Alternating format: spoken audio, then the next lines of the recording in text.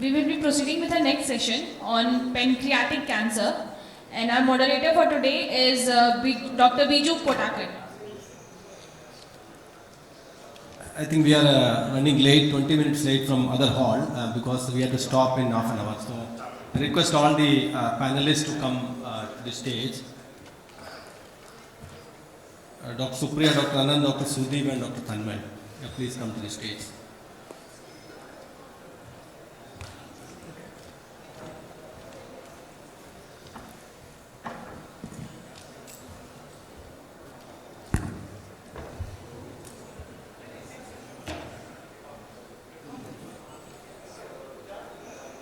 So we will base our discussion based upon this. So there are a lot of definitions of borderline resectable.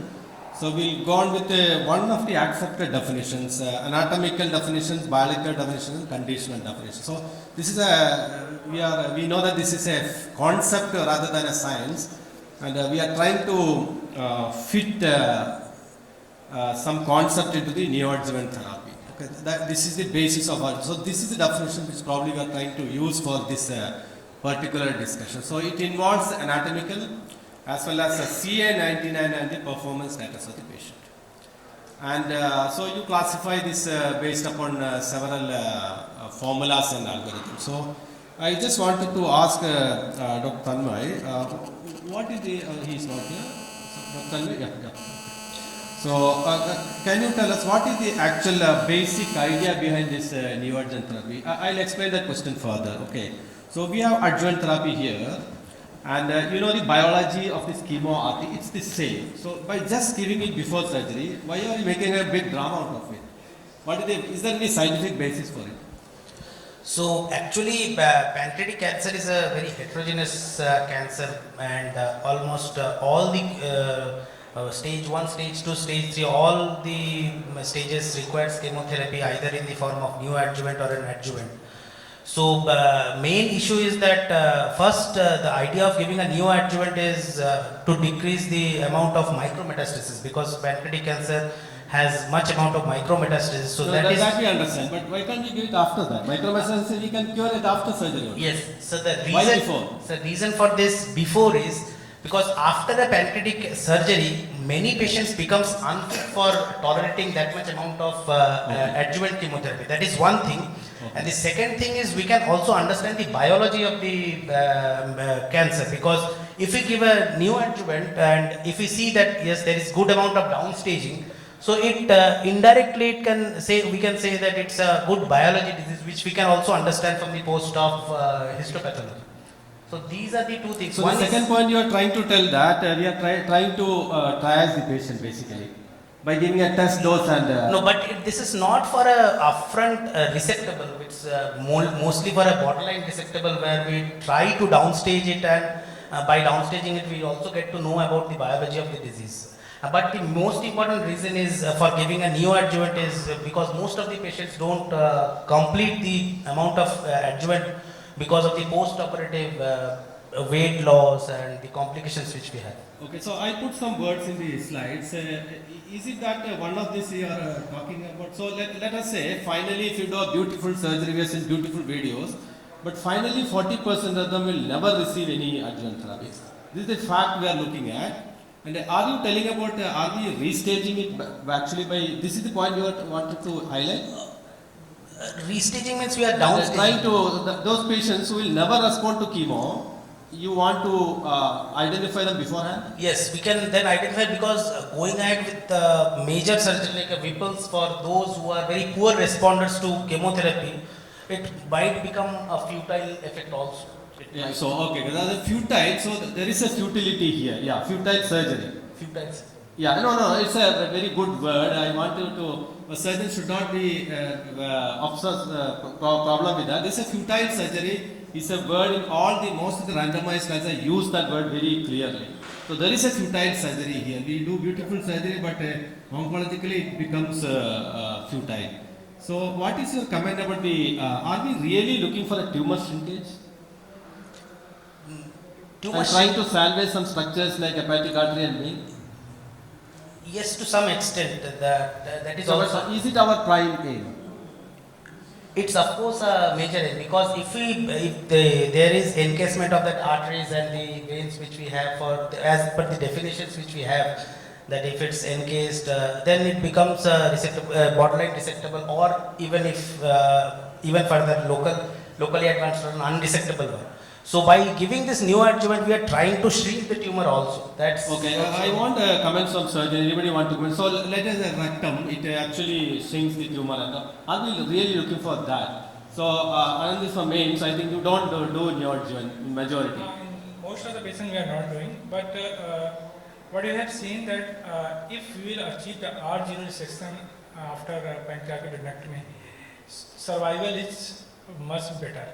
So in our trial, we actually did not, we didn't study the neoadjuvant, but we did the SMA first versus classical approach, and we found that overall if the R0 resection rate is higher, then chance of survival is better. So by giving neoadjuvant, we are also trying to achieve the higher R0 resection rate. Will it actually change your plan resection? Let us say SMA is involved. Okay, will it actually change your resection? If SMA is involved, yeah, we will change the plan. It will change. If it SMB, If SMA is involved, then we will see that it is a reconstructive involvement is there. So we usually resect and do the primary anastomosis or with graft. okay, Dr. Suvadip, you want to comment about, yeah, after that, just this point, will it shrink the tumor? It will help us to achieve R0 margins as told. So it basically came in neoadjuvant basically to identify the responders as well as. No, that's not the question. See, in your experience, you were given the chemotherapy or chemotherapy, and it really shrinked and saved one organ, SMB or SMB. That is the question. Yes, sir. In the surgical point of view, will it happen? Sir, if it's responding, obviously, sir, we will be able to minimize the radical resection, the radical part of it. And just as I told, if the vein is involved, we can. No, if the artery is involved, sir, we are not going to operate. You are not going to operate. Okay, but you will give them neoadjuvant therapy. If the restaging shows the same, you are not going to operate. So I don't think neoadjuvant is given so much to replan your surgery. I think surgery has to be planned upfront itself. Okay. Neoadjuvant therapy, to my mind, gives you a test of time and probably improves overall survival, because post-surgery, as you have put up over there, 35 to 45% may not achieve adjuvant therapy.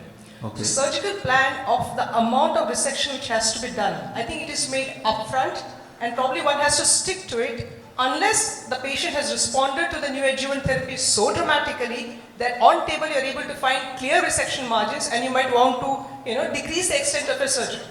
But Yeah, so, otherwise, yeah. extent of venous resection, I think, is decided upfront itself. Okay. So Dr. Supriya is saying a very important point. So, since you think that in bedside you think it is unresectable, so that is probably you can't take a salvage through neoadjuvant. Okay, for resectability. That is not the thing. That's not the whole idea about the neoadjuvant. All panelists agree with that. Okay. So now. One straight question I wanted to ask. There are a lot of trials in resectable also. Some showing benefit, some not showing benefit. Which patient you think that we do not recover? Okay, I will not subject this patient for neoadjuvant therapy. Dr. Supriya? Okay. So when I think of a patient with CA pancreas, and I want to look at it from a point of view that I will not look at any other option other than surgery. Because understand that for CA pancreas you have three modalities: chemotherapy, radiotherapy, and surgery to offer some degree of treatment to the patient. Having said that, surgical resection and R0 resection is the only modality which improves overall survival and a meaningful survival at that. So when I need to identify patients in whom I'm not going to look at anything beyond surgery, it will be a clear periampullary carcinoma like is apparent in this image, a CA head of pancreas in which the maximum tumor diameter is less than 4 centimeters, and the patient does not have overt regional metastatic disease on the cross-sectional imaging. A patient with borderline resectable pancreatic cancer, in which the borderline resectability is due to venous involvement, but this venous involvement is such that it will be amenable to resection with a venography, and the patient does not have overt regional lymph nodes. CA99 is less than 500, and of course is a good performance status, so is a good surgical candidate. These patients I will look to offer upfront surgery rather than go for neoadjuvant therapy. And what are the CT criteria for regional lymphadenopathy? Because lymph nodes may be seen on CT scan done even on a normal patient, a normal person. So clear signs of metastasis on a CT scan would be something like lymph node more than 1.5 centimeters with border irregularities, central necrosis, and presence of something known as nodal grouping, in which they say the presence of 3 or more lymph nodes more than 1 centimeter in size in a single regional drainage area on a CT imaging is more suggestive of it containing metastatic disease. Okay, I will come to any other comments with respect to that point only. So what Dr. Supriya is telling, I will interpret this way. See, the whole discussion of neoadjuvant therapy starts, the important thing is R0, correct? So you can correct me if I'm wrong. If R0 can be achieved by surgery primary, you have to do that. Neoadjuvant therapy is to help you to achieve R0, correct? If you are unsure that it is going to help by not achieving or achieving R0, if you are not sure, there is no role. If you are sure that R0 can be achieved by surgery itself, go ahead. Is it the message? And also understand that CA pancreas is a systemic disease. Yes. So if there is a local lesion with overt regional lymph nodes, that means it is N+ disease on imaging. No question about it. Then look at it as a systemic disease, which probably requires systemic therapy along with surgical. Okay. You have any comments, Dr. Anand, with respect to this point? Any extra comments? I agree. If there is a resectable disease and we can surgically we can achieve R0 resection, and we will go for upfront surgery. Okay. Dr. I Sudhi, think, you have any extra comments? Okay. So I'll just go to this scenario will come again. So this is a 37-year-old lady. So carcinoma, pancreas, loss of weight, jaundice is there. And you can see that the bilirubin is high. Okay. And the CA99 is low. This is the situation here. And this is the CT. You can see that the portal vein is just near that, and you can say it is abetting, not abetting, what? Okay. So this is the situation. So this is a clearly resectable, and somebody has experience in portal vein resection and reconstruction. This is a resectable disease. Okay. So will you subject this patient for chemotherapy, neoadjuvant chemo? So I just one word I want from Dr. Tanmay, and then I'll go to Dr. Supriya. If the patient is coming first to you, what will you do? This patient is jaundice. 12. So the patients who are jaundice, the main thing is the cutoff for jaundice which they use for going ahead with the surgery. I think in many centers 12 to 15 is still okay. They can go ahead with the surgery. So that's the exact question. You can't give. Can you give neoadjuvant now? No. Anyways, Okay. if it's an So obstetric- surgeon is comfortable. He has lot of randomized trial to show that straight away surgery can be done. So will you tell him that you stand and send me back? as there is lymph node at present, so if they feel that yes, stenting and going ahead with a neoadjuvant is also not a bad option, but yes, if it's a clearly resectable, I would Yes. always go ahead with the surgery. Research. Okay. Not super. So I think this is a very important point for everybody to know. This is your medical oncologist telling you that a bilirubin of 12 mg/%, he cannot go for upfront neoadjuvant therapy. The patient requires drainage. But me as a surgeon, for a 37-year-old lady with good performance status, no comorbidities, good nutritional status, not in cholangitis, bilirubin of 12 mg/% is not a contraindication for surgery, especially if I can achieve portal vein resection if it is required on table. So this patient to me is a candidate for upfront surgical resection. Anybody differing on upfront surgery in this patient? Of course, AIMS does upfront surgery. So anybody differs? No, but this is the interpretation of the literature. Okay, if you search the literature and randomized trial, now even the oncologist is agreeing with that. But if you search the literature and randomized trial, probably you will encounter that reports are saying that stent this patient got with surgery. But as per the definition which I showed before, there is a functional definition, bilirubin definition also. So direct operation, stent before that. So these are all very good agreement is this. All of us should go for surgery. But here, another point if I would make about the stenting Yes. part of it, this no stenting before surgery is only if this particular patient can be taken up in the next week or maybe 10 days for surgery. If a delay is anticipated, either patient's finances are not in place or patient has some social reasons why she can't undergo surgery, or I myself don't have a slot in the OT list over the next 10 days, then patient goes for stenting. So that brings us to a very important question. Your timeline, let us say today is 0 day, this patient came to your. What is your timeline? Are you aiming for surgery or are you aiming for the first chemotherapy? What is your there in the mind? anybody can come in. Dr. Tanmay can also come in. Basically, I understand that pancreatic adenocarcinoma without chemotherapy, it will be a problematic thing. Okay, so chemotherapy is there in your mind. It should be there. So are you looking for a date for chemo actually and plan it accordingly?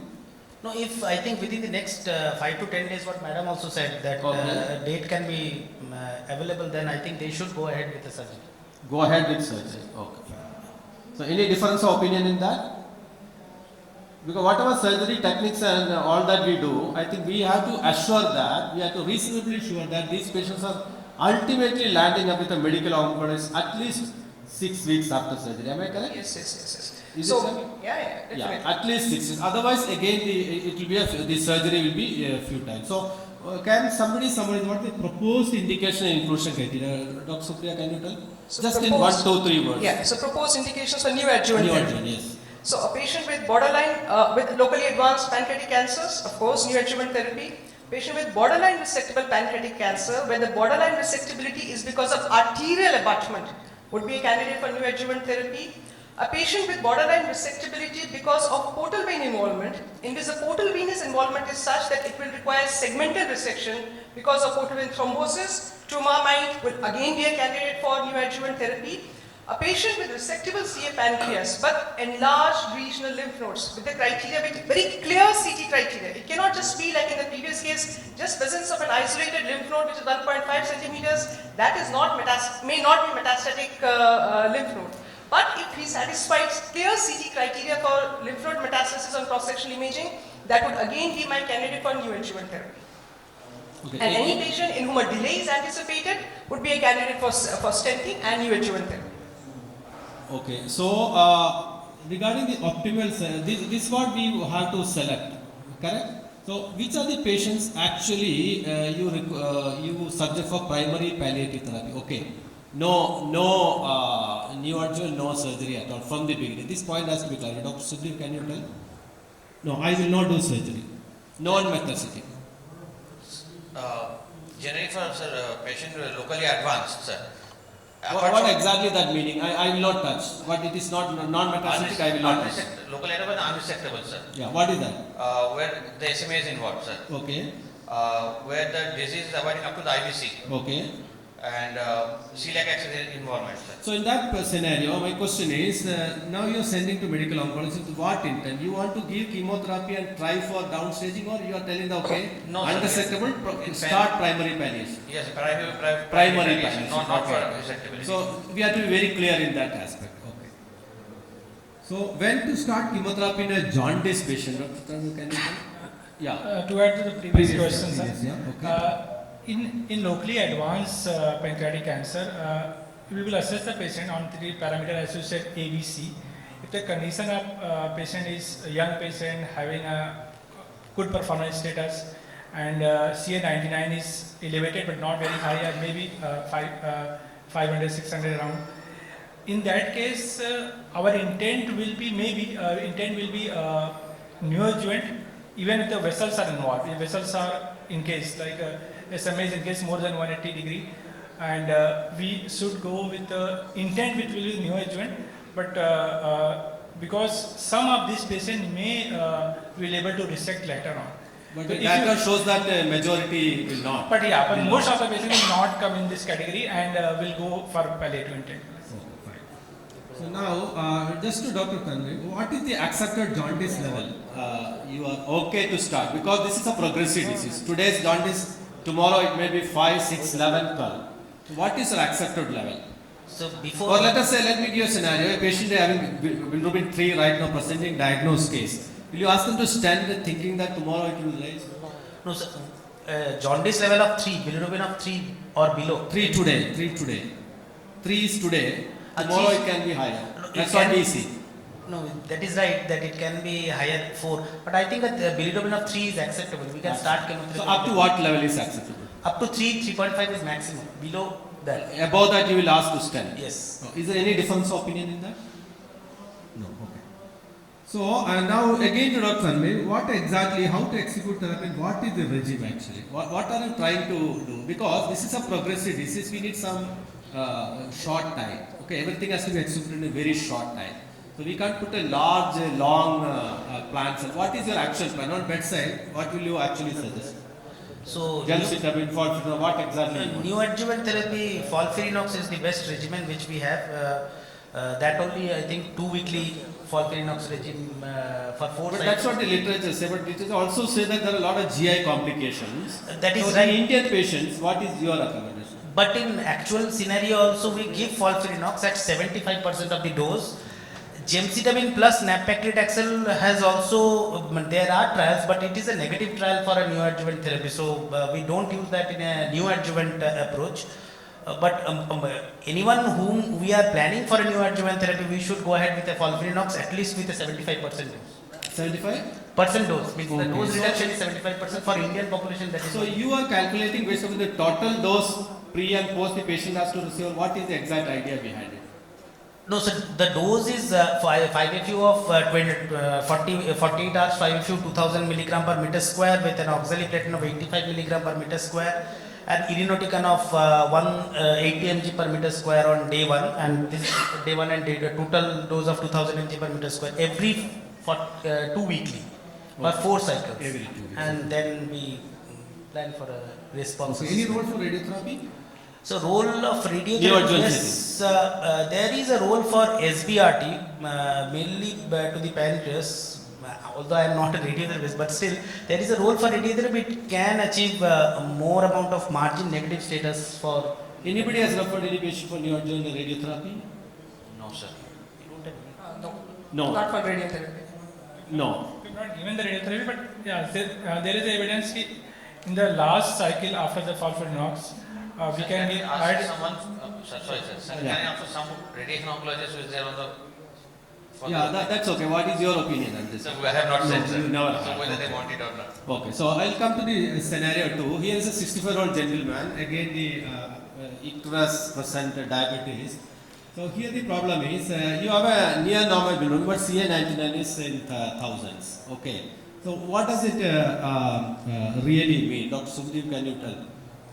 Why this patient is different? Is it different, this patient? Oh yes, yes, yes. This is age-wise is different to start with. Hemoglobin is different. His bilirubin, okay, bilirubin is 2. His proteins, this thing is 2 gram per cent, and his CA99 is 1066. This would seem to suggest, in the presence of bilirubin, which is 2, if this bilirubin was 20 and the CA19 was more than 500, then again maybe we could have considered that the dilatation of the biliary also was having a contribution to the elevated CA99. Dr. Suvadip, which is a more aggressive disease, the previous one or this one? Biologically. So that is very difficult to say. Okay. The point to understand is, in a given patient, what are the parameters that you are going to use to make a judgment which will result in overall benefit to the patient? Okay. Using surgery, chemotherapy plus minus radiotherapy Now, the question in the is, correct see, sequence. here's a high CA19 according to criteria which I have shown. This is not coming in a straightforward case. Okay. So, Dr. Sudhi, Dr. Sudhi, you want to comment about this? Sir, Is most it of- do we have a different approach? I'm sure the CT, but exactly it is the upper cards. You can see there is a tumor. The bottom line looks free, but in the lower card there is a active petavid thrombus there. Sir, in the PET, apart from this, any other sites? No. So this is the situation here. So what you will do? When said thrombus in the main portal, when sir, my experience with that is less in this case. Okay. So I think man. So you have So different to me, approach? this would satisfy all the criteria which I have said. Neoadjuvant? Neoadjuvant, this is a No, bad what, disease. what will do the portal vein? Right now, nothing. Neoadjuvant, wait for 6 months. Okay. And then we will see. Dr. If Anand? the, Yes, sir. 6 months? 6 months? yeah, Not yeah. 6 months, we will give for 4 weeks, for a 4 cycle of folfirinox, and we'll reassess after 2 I'll tell months. you there is a conflict of ideas. See, you are worried about the increase in the diameter of the tumor, progressive tumor. The change, and Dr. Supriya is telling a point that, see, this is an advanced disease and she wants to try us probably. So this may not respond also. So you will find out after. So what is your idea? So again, as you were talking about futile surgery, I think this is a patient I who want might his comment. I want his comment. So I think we have to assess this patient after 2 months of Folfenox. After giving neoadjuvant therapy. After giving neoadjuvant. Okay, The so neoadjuvant that's is certain. Okay. neoadjuvant is Okay. needed because all is Yes. he is fulfilling all the criteria. So for this neoadjuvant. patient you are planning to operate, you want No. to give neoadjuvant. Neoadjuvant. No, neoadjuvant then operate. Correct? Neoadjuvant and operate. Operate. Okay. The fine. intent of the chemotherapy will be neoadjuvant. Okay. Okay. Now the you are Dr. Tanmay, you have any difference of opinion? Okay. Now when to reassess actually? When are you going to reassess? Dr. Tanmay, can you comment? When we are going to reassess and how we are going to reassess? We will, if it was a localized disease, means no distant metastasis was there, after 4 cycles we'll do a triphasic CT of the abdomen. When? After 4 cycles. Okay. 4 cycles of Folfirinox, we will do a Not PET, triphasic CT. triphasic CECT abdomen with With it, okay. CT thorax. Okay. Okay. So you will not add a PET. PET scan? PET scan, sir, what I feel, I don't know, this is mainly a surgical view, because to assess the surgical resectability, triphasic CT or is better to assess the surgical Okay. planning. So for that, if we are planning for, if we are assessing that whether the patient comes up for a surgery, then I think a triphasic CT is much more better than a Much better. PET. Anybody wants to do a PET? No. So PET will be only if I am planning a surgical resection. No, you are already decided for surgery. Surgery resection was planned at the In beginning. this case, there was arterial abutment as well. So it was No, considered. no, this is a portal vein. Okay, Portal, only the portal yeah. No, vein. portal. So then the role for a PET scan would come if it was more of regional lymph nodal disease as a reason for considering neoadjuvant therapy upfront. Okay. See, we are looking at things in isolated compartments. Okay. You cannot have extensive disease in the portal vein area and not have regional lymph nodes. Okay. You know, so that way. So PET scan would be to pick up extra regional lymph nodal disease so that you avoid resection in a patient who has distant No, your metastasis. high CA99, will you opt for more PET or CT? Only. For surgical resectability, CT scan. As a surgeon. As a surgeon, for surgical resectability, for a CT scan. So But that will we- come we lower. are- First will be a PET scan. But here we have a high CA99 from the beginning. You know, the worry is distant wells. No, that's the context of us. Yes. So again, I thought Dr. Tanmay had already answered it. So when I am reassessing the patient, suppose this patient has undergone neoadjuvant therapy, has tolerated neoadjuvant therapy well, looks to be a good candidate for surgical resection, and now I am assessing whether I am going to actually operate this patient or not. At this point of time, repeat CA99. If it is showing a declining trend, not necessarily a definite value, but if it is showing a declining trend, patient is maintaining good performance status, so I think it will be a surgical candidate. At this point, I'll get a PET scan done. If PET scan does not pick up disease anywhere else, then I will get a CT scan done to look for surgical resection. So we have done a PET and CT and it is same finding anatomically at 3 months. CA99 reduced to 600. This is the situation here. What will you do? The portal vein looks the same, no regression. CA99 little bit reduced, but you know it's never in the normal range now also. At 3 months. So it's 70-year-old male. No increase in jaundice. No jaundice, no change. 64 years. And PET scan is normal. Yes. Again, 3 months, I think, to my mind, is too short a time for the disease to demonstrate its natural history. I'll wait for some more time. You will wait. Because the kind of surgical resection and reconstruction required is quite extensive. And we don't want a situation where we make the patient's quality of life with whatever malignancy that he has worse than what he came to us with. So any difference of opinion, anybody wants to operate Dr. Anand? Sir, again, we will assess the patient in all 3 parameters, as you said, A, B, C. If the patient nutrition has improved, albumin is good, he is gaining weight, and as you said, the CA99 is showing the decreasing trend, and the CT, so there is same status. Same. And I will add PET at this time. The reason is, if there is a very good CV uptake in the region of the portal vein, so if that uptake has decreased, so everything is the patient is responding well. In that case, we will plan for surgery. Now, And, or you will still wait? we will because already it's 3 months, and we have already at this time we have given, might be have started this. No, not much response. See, the question is very simple, okay? See, the idea of giving neoadjuvant therapy was, as I told, some trials. So you know that this patient has not responded. Okay, this is an advanced disease. So you know that surgery will not cure this patient. So This we will- patient at least need a post-operative therapy, and you know the response by 3 months. You already know that the chemotherapy is not going to respond as we think in this patient. So that's what Dr. Supriya probably trying to point out, that I will not touch the patient right now because what I am going to do after surgery. Because chemotherapy, I know it is not showing a very good response. So that's the context aspect. So just for removing the tumor, at the same time you can have some R0 possibility. There is a possibility of R0. So, it will be better to add some chemotherapy again Okay. for maybe 4 cycle more, and then we'll reassess after that, and Some more chemo. some more chemo, Okay. some more cycle, because Okay. total we can give around 6 months of FOLFIRINOX. Okay. So we will add more, and if the patient after that remains a stable disease radiologically, and our condition and general condition will improve, nutritionally he or she will be better, then I will, even if there is stable disease, I will consider for. Any difference of Dr. Sudhir? You will do the same? Yeah, this is a critical point everybody has to Could you understand. please rephrase your question, because I think I've got lost in the. Yeah. We've been talking so many things. So the question was, this patient is not a very good responder after 3 months. So you know that this patient ultimately needs an adjuvant therapy. That it is. So you know, by giving it pre-op, we already tested. It's a poor, not a good responder. So So you now- know that surgery is not going to cure this patient, probably. Yeah, so the other But you have a chance of R0 here. So the other thing to remember always is how good is our CT scan to demonstrate resectability. It is good for demonstrating unresectability, but how good is it to demonstrate resectability? That is number one. Okay. Number two, it all depends upon the particular surgeon and how comfortable he or she is with the skill set and with the thing at his disposal to achieve an R0 resection. And thirdly, the performance status of the patient.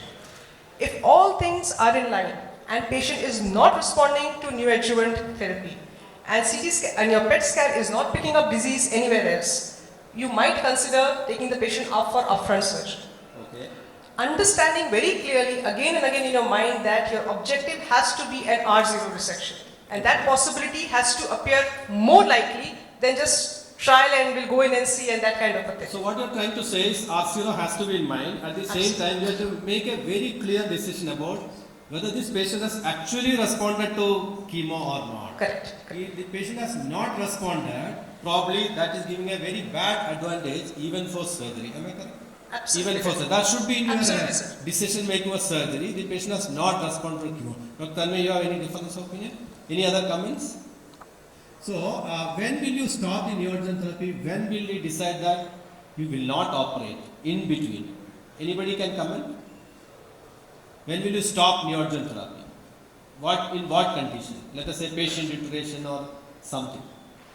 Neoadjuvant therapy means if the intent is a neoadjuvant intent, then till the surgeon says that it's a palliative, then It's not that all patients will tolerate neoadjuvant. yes, All all so when patients, will you stop? any grade 3 or grade 4 toxicity, we need to stop all forms of chemotherapy. That is one thing. Okay. Grade 2 to grade 3 neuropathy which we can have with an oxaliplatin base, we need to stop that oxaliplatin, and these are the things when we stop. But Okay, in that anyways, situation- if the suppose the disease continues to be stable disease after 4 cycles it's stable, after 8 cycles it's stable, up to 12 cycles, if the patient has no neuropathy till even the 12th cycle, we can continue the FOLFIRINOX, which is 6 months of FOLFIRINOX.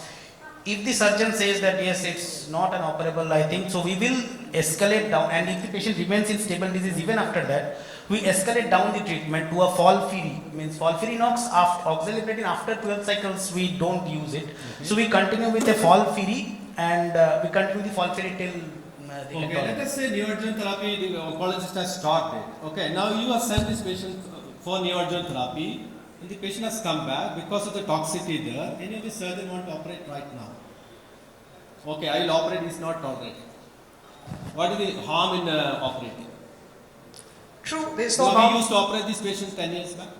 Yes, there is no harm in operating except for the fact that now What there is is then in your evidence mind to to operate or suggest not operate? that it is a systemic disease. Okay. So if your chemotherapy hasn't worked upfront, as you were saying again No, and the question is again, you are decided for surgery, hence you are sent for neoadjuvant therapy. Now the patient has some side effect or stop. So why are you not proceeding for surgery now?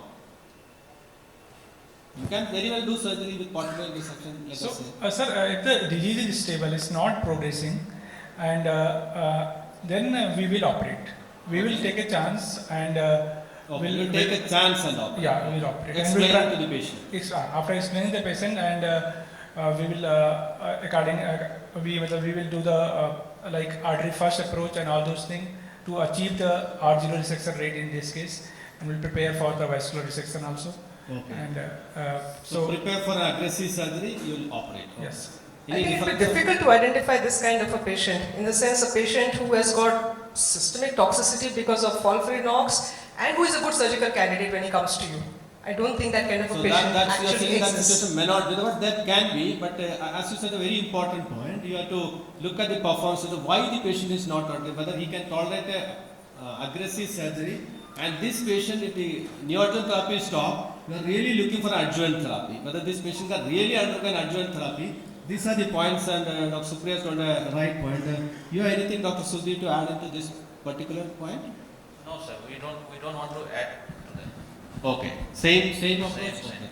Any pressing questions from the audience with respect to these points we discussed, because we have to wind up because of the time schedule in hall. Yeah, please, quickly.